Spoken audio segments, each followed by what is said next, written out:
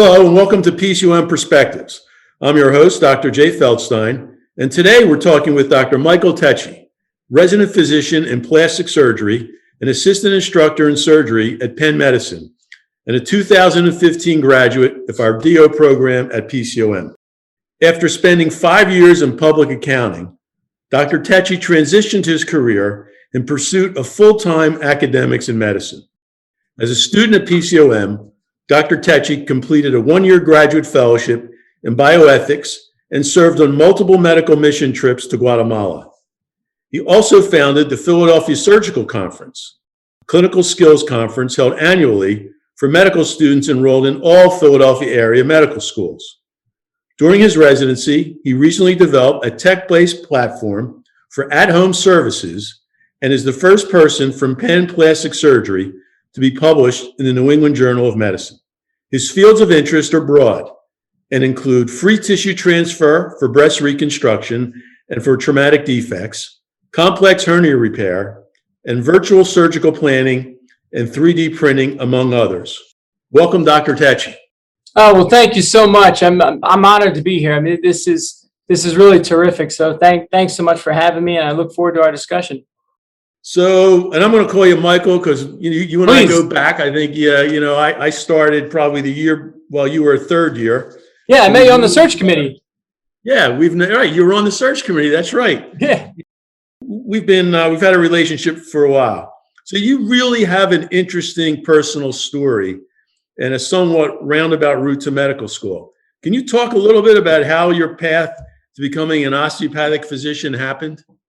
Yeah, I guess and even to this day, it's like I almost can't figure out what I want out of life, like what I want to do. I keep finding new things that are exciting and interesting, and I go for them, I guess. When I was in high school, actually, I was interested in some of the sciences, but I'm a first generation American. My parents are from Italy, and there's no physicians in my family or anything like that. And so I was, even since I was a kid, I was told, you're going to go to law school one day, you're going to be, in the business world, or, be an attorney or whatever. And I just figured, okay, well, sounds good to me. I guess that's what I'm going to do. I wound up going to college. I was an accounting major, and it's interesting looking back because the accounting majors, the business people, they took things like pottery and whatever for electives, right? Like the easy A electives, whatever they were. I was taking biology of the human organism, health psychology, and people thought I was nuts. Like, what are you doing? Like, you're taking all these courses, but it was just fascinating to me, just science and the human body and how it worked. And, but I wound up, that was pretty much as far as I went with it. I wound up going into accounting. I was a public accountant for a few years. And then my little cousin was diagnosed with leukemia. And he was a chop, and I'll never forget the day I went to go see him. I was working at 20th and Market at one of the big accounting firms in the city, and I left the office to go over to CHOP, and it was my first time there in a children's hospital. I went up to the oncology floor. I saw these, the kids, little bald heads and IVs in their arms, and it just completely changed my perspective on things, and it made me realize that I needed to follow my passion. I needed to go into medicine. I needed to do something to help people. So I wound up initially thinking I was going to be a nurse. I went into nursing courses, and I was doing very well academically. And a friend of mine who's now a gastroenterologist, he said, "Why don't you look at medical school? Why don't you think about being a doctor? I mean, you really should. You'd be good at it." And I thought he was nuts, but I looked into it, and it looked like it was a good thing to go for, and so I gave it a shot. And then I guess the rest, as they say, is history. I was fortunate enough to be accepted into PCOM, and then continued on into surgery and then plastic surgery. So you have an uncommon distinction of being a DO and a specialist in plastic surgery. Why do you think that is, and what can be done to draw more DOs to these types of surgical subspecialties? Yeah, I think there's a couple reasons. I mean, taking the first part of your question with why do I think that is, I think it's a very small community, plastic and reconstructive surgery, in the sense that there's about 80 programs that on average range between 150 to 200 spots per year. So it's not as big as things like internal medicine or family medicine, things that offer a lot of, spots for people to go into the field. So I think that's one thing. It's actually the number one competitive specialty to get into for residency.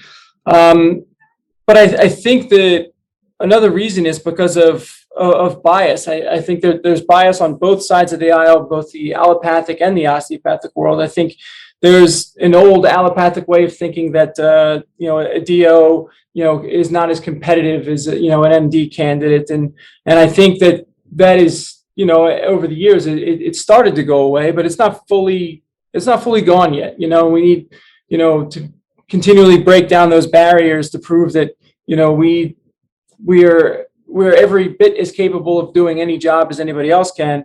But then I think there's also I better be careful that the walls don't come down on me at PCOM, but there's an old osteopathic thinking that a DO should focus only on primary care. And I don't think that's the case anymore. I think we've evolved. I mean, just like we were talking before, right? The physician for the president of the United States is an osteopathic physician. I think, DOs are so dynamic and so well trained and can really do many different things. And I think we need to embrace that and, try to expand that for our students too. So I think there's those two sides to the coin in terms of why I think there's so few people going into plastic surgery. In terms of what can be done, or even any other subspecialty like neurosurgery, urology, obviously it's difficult to get into those more surgical specialties. But what can be done, I think there's a couple things at play. I think one would be expanding opportunities for students to get involved and to have exposure to the field. And it's not just plastic surgery. Like I said, it could be any surgical subspecialty. If we look at our clinical campuses, and the things we have at PCOM, our relationships with larger institutions, it would be nice to be able to, have additional opportunities for students to pick from other subspecialties that they might want to rotate on.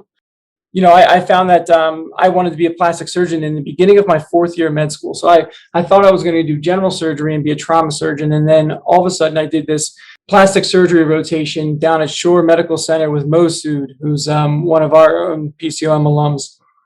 And I was blown away. I was like, wow, like this is plastic surgery. I need to do this. And so I switched, and I was fortunate to have that experience, but very few students are. Fortunate to have that kind of an exposure to plastic surgery. I think it's an important thing to realize. And the other thing too is for our students, it's about developing a network. And I think if we can develop a network where the people who are in certain specialties can look back and help students to that are interested in their field to move forward, I think that would be a very valuable thing. And I think that's how we can continue to move forward. Now, your story represents themes that I think are unique to osteopathic medicine in terms of perseverance, determination, overcoming adversity. What advice can you share for PCOM students who might be experiencing their own challenges right now? Well, I think the first thing is to do what you're passionate about. I'm a career changer, right? So for me, I had to give up a career that was going very well at the time. I was making great money. I had bought a house.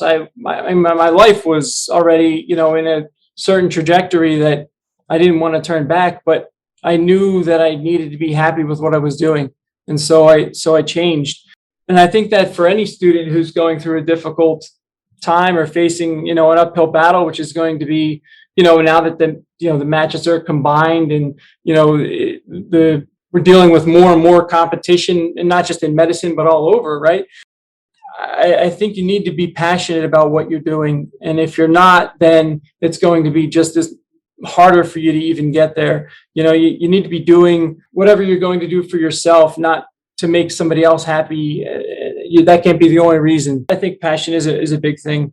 The process of going through medical school and figuring out what you're going to do in life, matching, residency, all that stuff, it requires you to be very fluid and responsive to change. And I think if you're too rigid, it'll be hard for you to adapt. So I think one of the things that helped me along the way was trying to realize that I'm not going to be successful in everything I do. I'm not going to always have, W's in my column. I'm going to have a couple of L's here and there, and I'm going to lose. I'm going to fail. And I think the important thing is to get up. One of my there's two quotes that I'm reminded of. So when I was a kid, Michael Jordan was my favorite athlete. I loved Michael Jordan, and I was a Chicago Bulls fan, even though I lived in Philly. But I didn't care.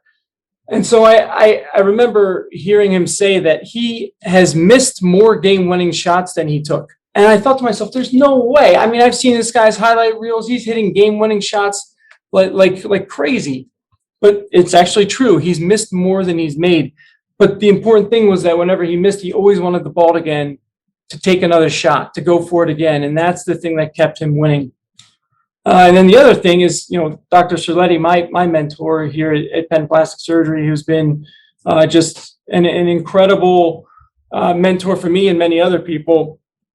He has given a talk on failure, failure in free flap reconstruction, and even in terms of career and life. And he quoted Mary Pickford, and who actually, he was speaking to his daughter about his talk, and his daughter said, Dad, this thing we call failure, it's not the falling down that's the failure, it's the staying down. And so those two things really stick in my mind, that even if you fall down, the important thing is to get back up and keep moving forward. And I think students need to keep that in mind as they're moving forward and trying to figure out what they're going to do in life. Well, that's great. Yeah, I'm sure you got a couple questions for me. Oh, get ready. What can we do to stay connected to the PCOM community, or even the DO community at large? It seems that once we get out of medical school, go on to residency, it's, we're distanced almost. And I know that our alumni department has been fantastic with outreach efforts and things like that. But is there anything that you would recommend to an alum who's a few years out at this point that they could maybe, get involved with or look into doing? Yeah, I think one of the best ways is to volunteer as a mentor, to be able to mentor to students. Also, to volunteer to speak to student clubs. You can share your story, a fellow alum, with our magazine, the e-newsletter, the alumni Facebook page. I mean, there really are multiple ways to stay connected to the school. You can lead a virtual workshop or webinar for other students and other alumni. We've got a very active online community to take advantages for alums, all of which can be done on our website. And you can just stay up to date, via social media, Facebook page, Digest magazine, and just reach out to the office. I mean, alumni can be as active as they want to. And the alumni office is there to help get you and other alums connected. That is awesome. I'm glad you said that, because I'm going to go back to, the friends of mine that are alums and tell them that I've had a number of experiences mentoring students that have been interested in plastic surgery, and they reach out, and it's actually been quite rewarding. In the history of plastic surgery and matching, there are 10 osteopathic graduates that have matched. 10. That's it in the whole history, right? You'll be pleased to know that 2 of them are from PCOM. PCOM has matched the most in the most competitive specialty of all the osteopathic schools, which is great. And one match this year, his name's Kevin Clifko. He's graduating this year. He approached me a couple of years ago about interest in plastic surgery, and we talked about my experience and how I was able to navigate it. And honestly, when he matched, I felt like I was matching. It was, and he's probably, I guess, my first mentee. Somebody that I was so nervous like the week before the match, and then he finds out he matched, and then and it was so exciting. I felt like I was going through the process again. So I echo your thoughts on that and your sentiment, and I would encourage any alum to go ahead and move forward with becoming a mentor, because it's a very exciting process to be able to help somebody navigate their own path. Thinking about that, right? Thinking about the path that people take, and once we become in practice, is there any kind of a referral network that exists for practicing osteopathic physicians? And one of the things that made me think about this was the project that you mentioned before, the one that, got into the journal, is a project I came up with to basically provide for patients more at-home solutions and basically give them a solution to have connected care. So that way they weren't constantly coming back to the office for small things. And so thinking about how we can use technology made me realize, well, a lot of patients come to a place like Penn or some larger, tertiary institutions because they want to have everything at their fingertips. They want all of their doctors in one building. They want all of their people in the same place. They want everybody to be on the same page. And I get that.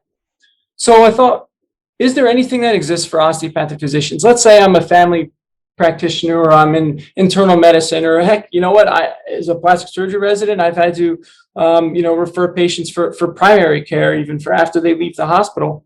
Is there a network that, as an osteopathic physician, I can go on and say, okay, this is the patient's zip code, this is where they live. I can see all of the osteopathic physicians, and oh wow, there's a classmate of mine. I'm going to refer them to that person because I know that person. Does anything like that exist right now? Yes, you can do that through the online community, through the alumni webpage. There's a search function for PCOM alumni, DOs by specialty and region. So that actually exists now.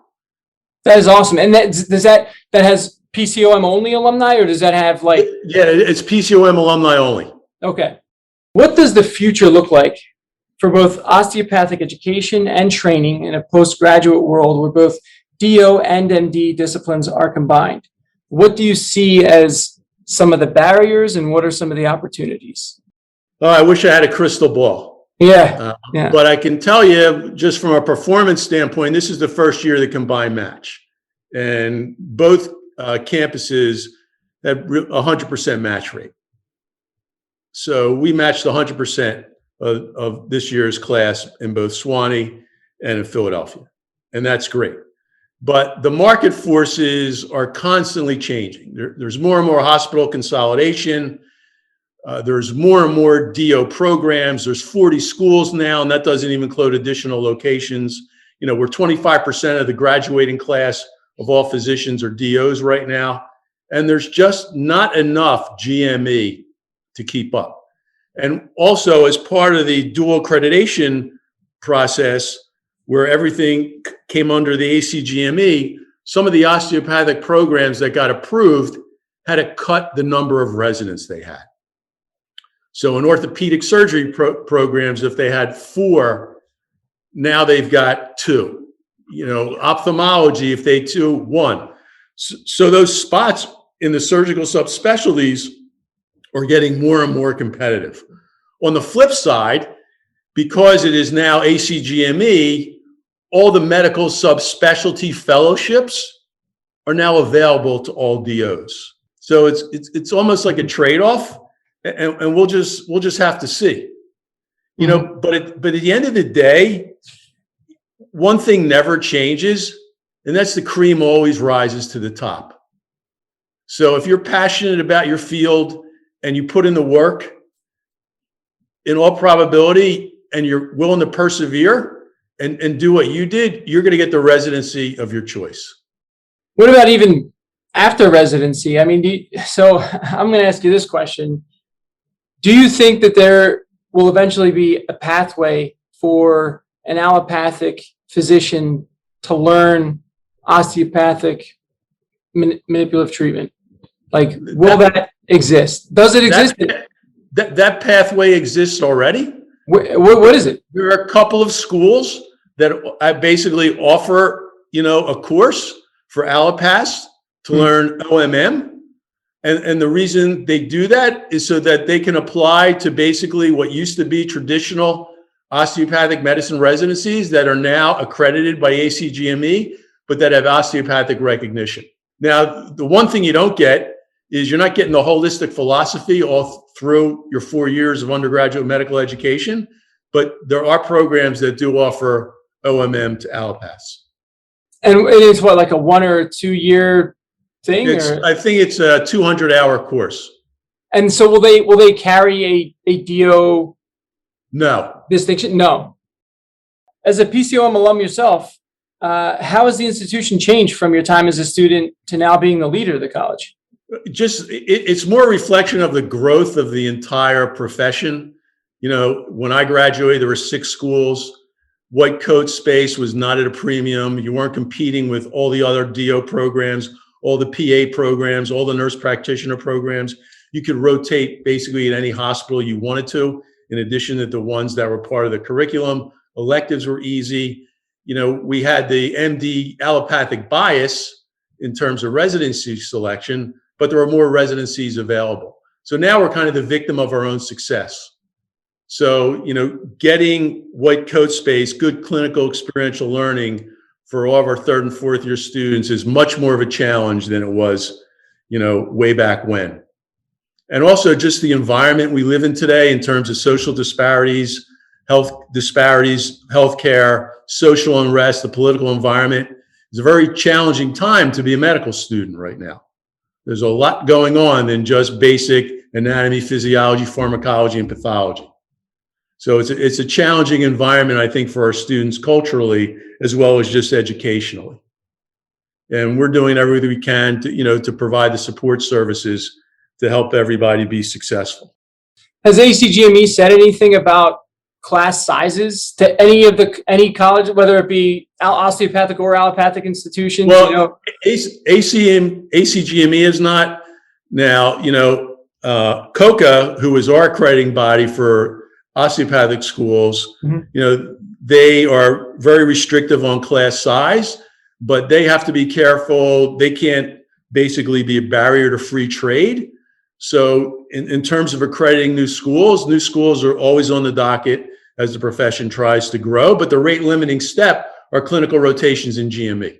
Exactly. Yeah. Which is what led me to ask the question, because it seems like the overall, even though PCOM did very well with their matching process, I believe that from looking at this past year's match, that there were more applicants and fewer positions available than there have been in prior matches, and it looks like that's like a trend. There's like almost like a bottleneck effect. Yeah. So that's going to continue. Yeah. That's going to continue. Well, thank you, Dr. Tecce, for joining me today on PCOM Perspectives. Dr. Tecce's personal story of grit and determination, no doubt, has parallels to struggles and challenges we all share, particularly in this present moment. As a PCOM alum, his perspective is valuable to inform the work we do every day on behalf of our students, but also as an example of what can be accomplished when we provide students the resources and tools they need to grow, thrive, and ultimately succeed. To listen to past episodes of this podcast and become a subscriber, visit our SoundCloud page or find us on iTunes by searching Philadelphia College of Osteopathic Medicine. I'm Jay Feldstein, and this has been PCOM Perspectives.